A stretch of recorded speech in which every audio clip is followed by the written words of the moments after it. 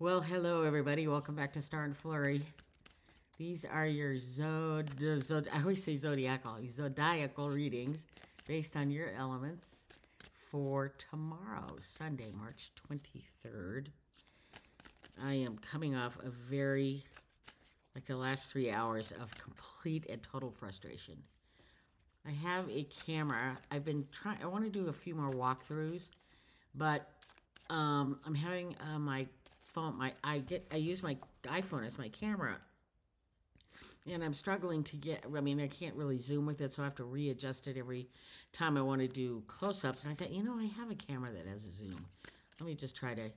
And it's not that old. Maybe a year old, maybe a year and a half old. So not antiquated technology by any stretch. And I'm just trying to get it to connect to my computer, and it's like, no, no. And I downloaded all the utility. Why don't they just make it like an iPhone where your computer just says, "Oh, there it is. Do you want me to connect?" It should be that easy. But no, you have to download all these frickin' utilities and software and crap, and I can't get any of them to open. They're all just, that whirling frickin' disc of colors.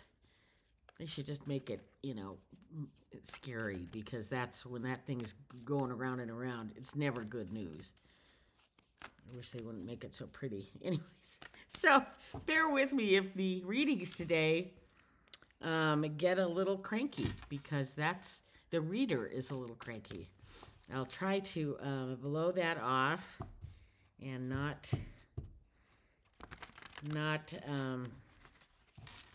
let it infect me too hard, but you know how it is, folks.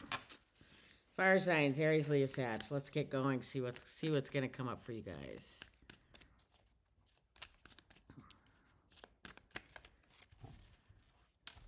Fire signs. Oop.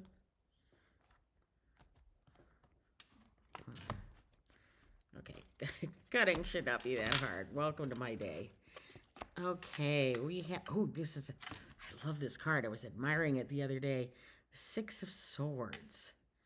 And I love it because the plane and the inset is like an old biplane. So it's almost like, in the, that you're bringing yourself kind of into the future, into a new movement. There's that Two of Pentacles, which has become kind of one of my scarier cards in the deck. And the Tower. Well, it's clear to me the deck is picking up on my energy, and fire signs, I apologize for that. But so be it. I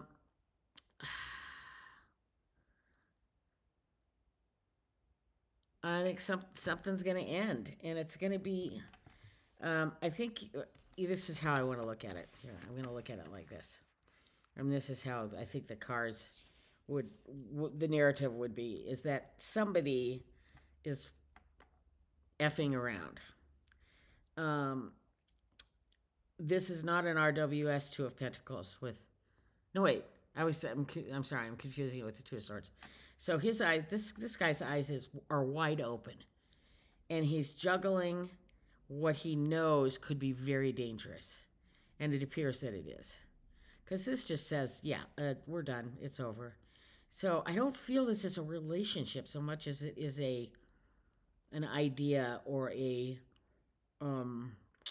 process of some kind that has just suddenly come to an end. And it's mostly because there's someone over here mucking it up. So my apologies to you for that, and I would do my best to seek out who the heck this is that screwed it up for you. Sorry, I needed a little... God, I got this 7-Up. I didn't mean to buy it. It was like, I always buy like zero sugar, and I thought it was just 7-Up, but it turns out it's cherry lime. I don't think I like it very much. Anyways, so moving on. But here's the deal. You're going to be fine. Whatever the project is or whatever this is going to be fine. You are reaching back to your roots, to where you started, and you are climbing on a brand new plane and getting the F out of there. So I think in the long run, you're going to be fine. Beware the juggler of grenades. That's the advice. I mean, he or she thinks he's just at a circus, But you don't frickin' juggle, excuse my French, frickin' juggle grenades at the circus. You know, you just don't. And so this person has is a malcontent and has bad intentions. So, you know, if you can root them out, I would do so. But it may not be before this happens. But that means, you know, go back and dissect. Go back and figure out what happened. You know, I always used to tell my employees, because when something would go wrong, they'd come to me and they'd start giving me this long story. And we never had time for that. You know, somebody's dinner was on waiting, you know, something was in the window that needed to be delivered. And it was like, and I would remember just looking at it, I said this so many times, I'm like, I do not want to hear the story right now. We can dissect that all, shake it down after shift. Right now, I want to know, tell me what we need to do to make it right, to fix it. That's what we need to do. And so we would do that, whatever it took. Buy a dinner, you know, whatever it took, round of drinks, whatever it took. And then when we sat down after shift, I would say, okay, bring me the story and let's figure out a way to make sure that never happens again. And they were like, it's not my fault. And I'm like, I don't care whose fault it is. It's not about fault. It's about the problem. The problem occurred, and if we don't root it out and figure out what happened, it will occur again. So let's kind of think about the collective. Let's think about the village here and find out, dissect what happened so we can make sure it doesn't happen again. And I remember getting, you know, having employees come to me later saying, thank you, you know, thanks for not raking me over the coals, even though it was totally my fault. And I'm like, you know, that happened. We all make mistakes. But if you continue to make them because of the same fault, glitch, or whatever it is in the system, then it's our fault. It's not your fault. Then it's my fault. So I want to fix this for you as much as I want to fix it for me. It's no fun going to a table of pissed off customers. And by the time I got involved, that's usually what it was. You know, that's the hard part about working your way up within a heavily customer service oriented thing. You know, you get into it originally for the people, you know, and then you grow your way out of that to the point where you're in management or higher management. And then by the time you get called in to referee, everything has blown so sideways, it's almost irreparable. So, you know, and so you get kind of this sour face, like, you know, wait a minute, I thought I promoted myself out of this stuff, but the thing is, you got so good at it, now you're only called in for the really bad times. I hated that part of my job. But it happens, and I always felt good about being able to have a resolution. Anyways, back to this. So that's what I would do is, you know, don't dwell so much on, you know, on the fact that it got brought down, whatever it was. But, you know, go back and decipher what the frick happened so it doesn't happen again. You know, we built plenty of towers in our lifetimes, and plenty of them collapse. And the trick is to build the stronger one the next time. So go back and figure out what happened here. And the Oracle says, grab your monster by the tail. I couldn't have said it any better myself. Let's read. We may have read this one before, but not much. Okay, grab your monster by the tail. A famous poet once said, perhaps all the dragons in our lives are princesses who are only waiting to see us act just once with beauty and courage. Perhaps everything that frightens us is, in its deepest essence, something helpless that wants our love. I know it doesn't feel like that right now, but it will. It's time to grab your monster by the tail. So many of us sweep our fears under the rug where they'll be less threatening, less likely to disrupt our comfort. This moment challenges you to stand in your power and confront what seems overwhelming, intimidating, and downright scary. Welcome the tower. Crisis is the comparison of opportunity. Look beyond the surface of your fear to the gifts hiding in the deep. And I could not agree more. And that is really what I'm talking about. When something goes horribly wrong, the process, whatever the process is the problem. And you need to go back and decipher where in the process the glitch happened. It's not about raking either person on either end of the process over the coals. That gets you nowhere. except distrust. Employees will stop coming to you with the problem if all you're going to do is yell at them or write them up. Or, I mean, obviously there's exceptions to that rule. Drinking on the job, things like that. That's different. But when you have a system that generally works well and suddenly doesn't, you can't go to each end of that problem and yell thinking it's going to change anything, because it's not. The only thing it's going to change is that the next time that problem goes down, you're not going to hear about it right away. And there's nothing worse than a problem going sideways as a manager that you don't know about. You want your employees to come to you with whatever the problem is as quickly as they can, because the quicker you get to it, the easier it is going to be to solve. You don't want your customer sitting there with any more moments than they've already had to start fuming. So that to me is the key here, and that is definitely what's going on here. So I wish you well. You'll be fine. But yeah, you've got some work to do to back this up and find out what the heck happened. Well, that was a long one. Sorry about that. But that's actually kind of a passionate subject of mine, if you couldn't tell, is customer service. Solving customer service. Things are going to happen. The minute you involve more than one person, things can screw up. And there's so many businesses out there. I think I've said this before, but I used to say to my dad, you don't know what it's like in customer service. And he was an accountant for a very big firm in Oregon and Washington and Oregon. Well, it was across the United States, but he was the general managing partner of the company. And he goes, Nancy, I'm in the customer service business. I do exactly what you do. My business is different, but I do exactly what you do. And so he did understand. I mean, every business is pretty much a customer service business, really. And we are just so, especially as young managers, so eager to blame someone for the freaking problem. And the deal is that the problem occurred.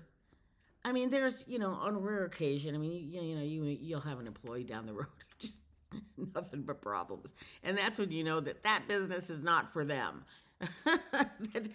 Still, it's not the employee's fault. You hired them. You take some responsibility for this, either not training them well enough or whatever. But there's many times I always felt with employees that it was my job to make sure that the ones who belonged here stayed and the ones who didn't belong here left. And I don't mean the ones that didn't belong here, meaning they couldn't do the job. It was deeper than that. Did they want the job? Did they want to do the job? Because that can make it or break it for you as well. And there's just some people that love customer service, love guest service, love hospitality. I was one of them. And so I think that any manager of mine probably said, God, she loves this. We'll work on her. We'll get her to be better. And I've had many poor employees, or just getting them in the right positions sometimes is the battle. I had an employee once who just was terrible, and literally days from being let go. Days. She was a mess. She'd go out on the floor. She was scared, timid, and anybody who serves people for any length of time, you cannot be any of those things. You just can't. You have to control your tables. That's just how it works. And to be successful. And she just was not. And so it was literally, I mean, my boss was saying, it's time. We need to pull the plug on this one. We had tried everything. And it was just her personality. She just could not deal up close and personal with people. And so she just belonged somewhere else. And so like 2 days before I was going to let her go, she came up to me and said, and this was a what do I want to call it? More like a pub. Like, we didn't serve hard liquor, so pouring a glass of wine or a beer was super easy. So you could bartend pretty easily without any training. And so she came up to me and said somebody had asked her if she could work their shift, which was behind the bar that day. And I was like, oh God. But we didn't have anybody else, and this person needed the day. They needed to be off that day. So I agreed. And this employee got back there, and she turned into a different person. Completely different person. In charge, in control. Totally had the servers, because bartenders were kind of in charge, that she totally had the service under control. And I'm like, what just happened here? And I went up to her and I said, what's happening here? And she goes, I don't know. There's something about this 3 foot of oak between me and people changes me. And I used that line for years because it reminded me that sometimes it's just where you're standing in the restaurant that tells you where you're going to be successful. And in her case, it was behind the bar. And she ended up staying with us for years and went in, actually learned how to bartend in our full service lounge, became one of our top bartenders, made gobloads of money because she was cute, she was sweet, and she was nice, and she was good. She was so good. And I'm so thankful that I took the time, that we took the time, or that I said okay to a situation that I knew was just going to be horrible, and it changed everything. And it changed me, how I looked at working with people that I've hired that are not quite working out as well as I thought. Do I have them? Am I doing everything I can possibly can to give them the tools to be successful? And am I doing everything I can to get them in the position where they're going to be successful? So, because you can say all you want to be a food server until you get out there, and then it's like, oh my God, it's pits of hell. Oh my God. Well, that was a long story. Hi, water sign. Sorry. Cancer, Scorpio, Pisces. How are we doing today? Hope you had a good day. Oh my God. Okay, so let's see what's going on in your world here. Water signs. I love the 10 of Cups. 10 of Cups. 10 of Swords. 2 tens. And the Chariot. So,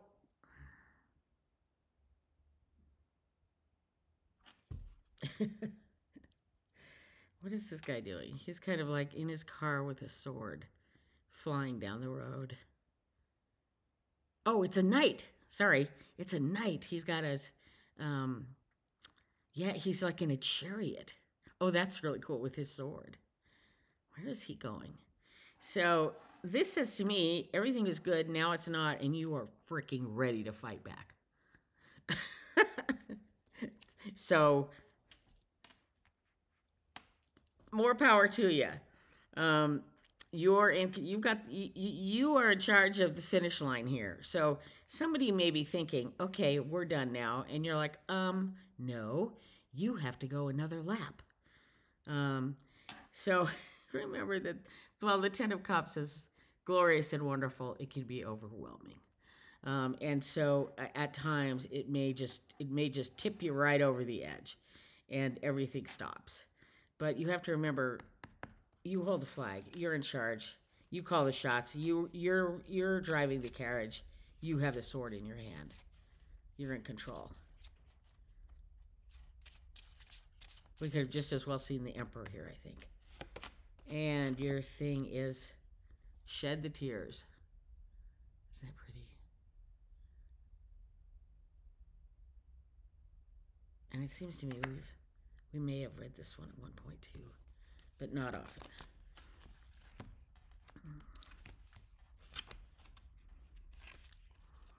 Nine. Tears are sacred. Pain happens. The ache needs to be released. Suffering devours the psyche. Ooh, this is deep. Suffering devours the psyche. Where am I? I lost my. We cannot control pain, but we do have some influence over how much we suffer. This is a sacred alchemy that comes only after grief. Give your tears space. Unleash all the messages that would diminish you. Ignore the voices that suggest you should be over it by now. Oh my God. Yeah. Or tell you that you should be over it by now, or tell you that grief looks one way but not another, or tell you that somehow you deserve this pain. The medicine you need to heal is actually inside the wound. Empty the wound of pain and empty your heart of tears. Only when you are willing to sit with your agony and companion your sorrow will. Oh God, this is a weird sentence. Only when you are willing to sit with your agony and companion your sorrow will your sorrow will you sense. I'm sorry, this sentence isn't making sense right now. Growing wild and green in all the places that you were once desolate. Sorry about that sentence. I still can't figure out what they're trying to say here. It's like a word is missing or mixed up. Anyway, so I think, I was reading this and it was funny because it reminded me of a Patton Oswalt, one of my favorite comedians, and he was doing a bit on after his wife had died, many years ago, and he was like, if another person asks me about my grief, about my journey of grieving, I'm gonna, and then he went on this his huge rant because it's true. First of all, it's not a freaking journey. Anybody who's been on it for any length of time knows that. And it creeps up and bops you on the head when you least expect it. And you just need to let it happen. Just let it come and be with it. Don't try to block it. You just give it strength if you do that. Don't do that. Just let it be. Let it be there. If you were really struggling, for instance, with depression or something like that because of a grieving situation, then that's time to go talk to a professional to help your mind get out of that kind of constant, ever repeating loop that is driving you insane. But basically, if you're just going through grief, just grief, sometimes you just need to let it happen. It's going to take its own time. And at least in my situation, the more I fought it, the more I struggled. And so it was just a matter of letting it go. Anyways, I'm not talking so much grief here, but I think this is just saying you're in control. You're in control. You got the chariot. You're good. You're fine. You will manage. You will manage out of this, whatever it is. Okay, next. I have a story for everybody today. Okay, air signs. Gemini, Libra, Aquarius. What are we talking about today for you guys?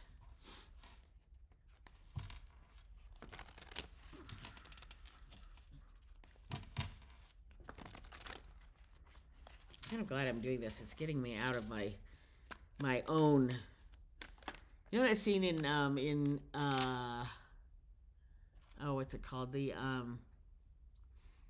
Top Gun, where he goes into a flat spin, and that's when him and Goose have to eject out of the vehicle.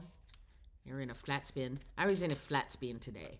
I use that line a lot when I feel like I'm in this loop of frustration that I cannot master my way out of. It drives me insane. Okay, air signs, Gemini, Libra, Aquarius. 3 of Pentacles. Ooh, here's one we haven't seen before. The 9 of Cups. Oh, that's so interesting.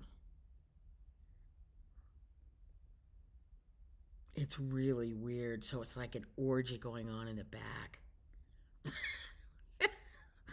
Red. And then, the welcoming, hey, fella, how's everything? So things are not always as they appear, or, debauchery is not always your friend. Let's get in here, 8 of Pentacles. So, and the 3 of Pentacles, if you build it, they will come. That's what I always think about when I see this. So, what is this saying to you? I don't know. I don't know. The 3 of Pentacles. 9 of Cups. Maybe maybe I'm going to be more mundane here. I just say that you're being welcomed into a group that may not appear to be what it is on the surface. So I would be mindful of that. And what this looks like to me? This looks like don't get sucked into the cult. I mean, you look at this, your 3 of Pentacles, building a fortress, being wooed through the door, but not all is as it appears, and then this kind of manufacturing of a gigantic machine, and hard work. I would look at this card much differently if it combined with other cards. But with this card, yeah. So that's what I'm seeing, is that something is being put together. Not all is as it seems, and a structure is being built around you that may not best serve your needs. So I would be mindful of that. That's what I see there. I don't want to say necessary deception, but not the whole truth, if you know what I mean. That's kind of what I'm seeing there.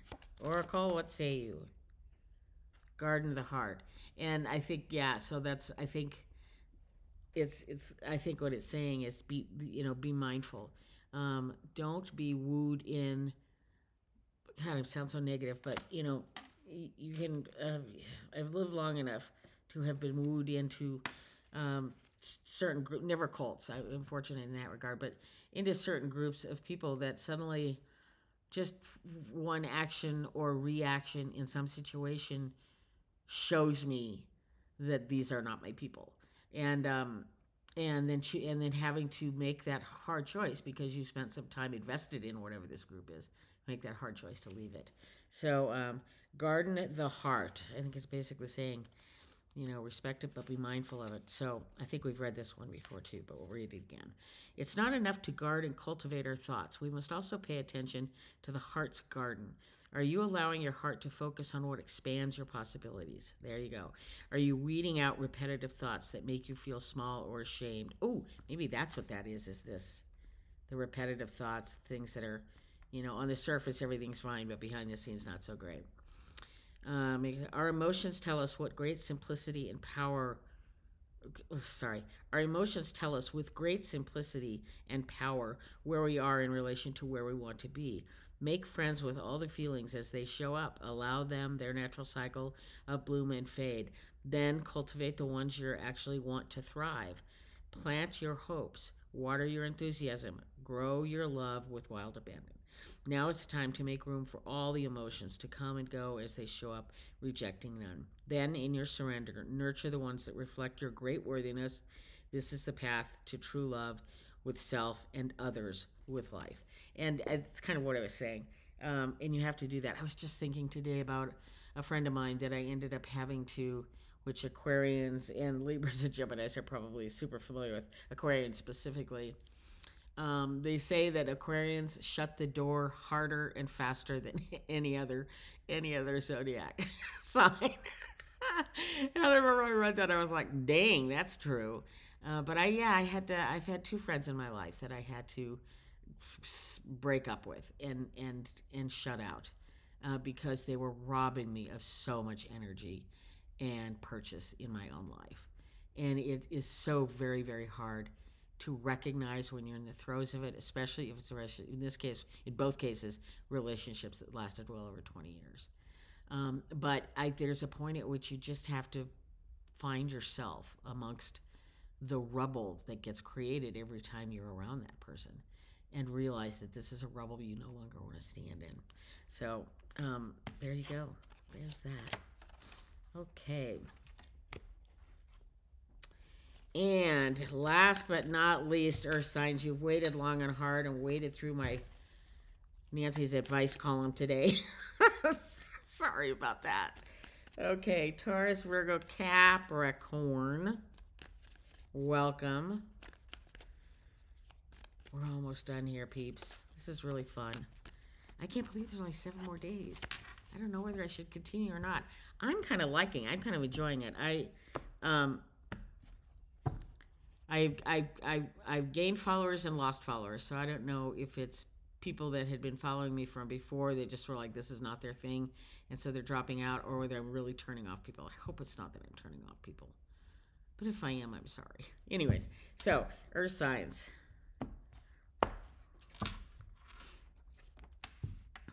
Ooh, Knight of Swords. Look at that dude.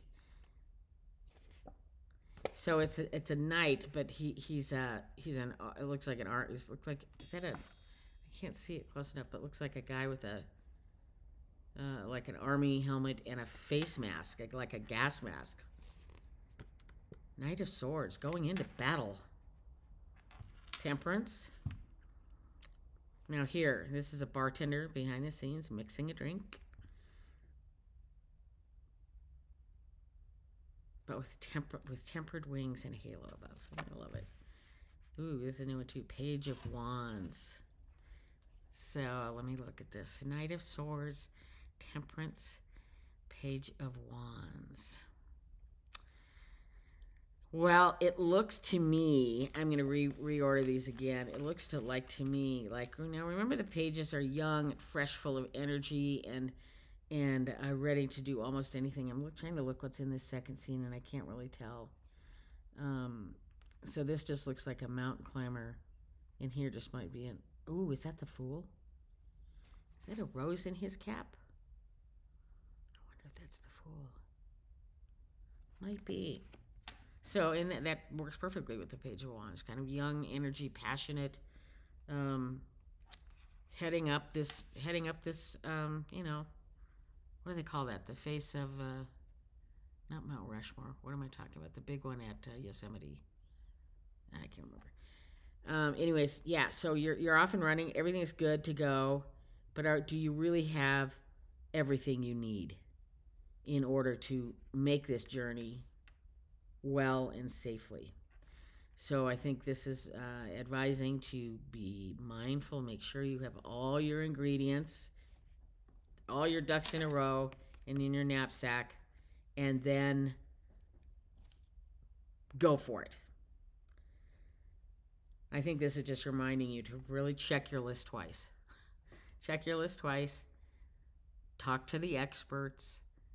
Talk to people who've done this before. And it's never overkill when your safety or the safety of others is involved. So make sure you've got everything in your knapsack that you're going to need to go forward with this mission, and then you're off and running. Have a great time. It looks like a huge adventure.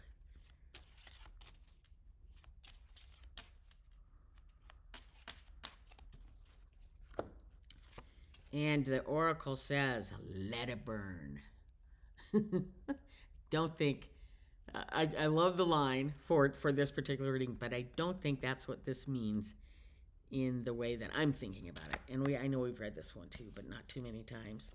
So 34, let it burn. Yeah, anger is your ally right now. Uh-oh, you're being called to find the creative power in your dissatisfaction. Anger is a sacred fire denied to many of us. We're encouraged to be compliant and agreeable even when it's not in our best interest. Fire is fuel for change. Too little fire and we risk listlessness and depression. Too much and we risk consuming our peace of mind with wrath, or worse, bitterness. Oh my gosh, is that true?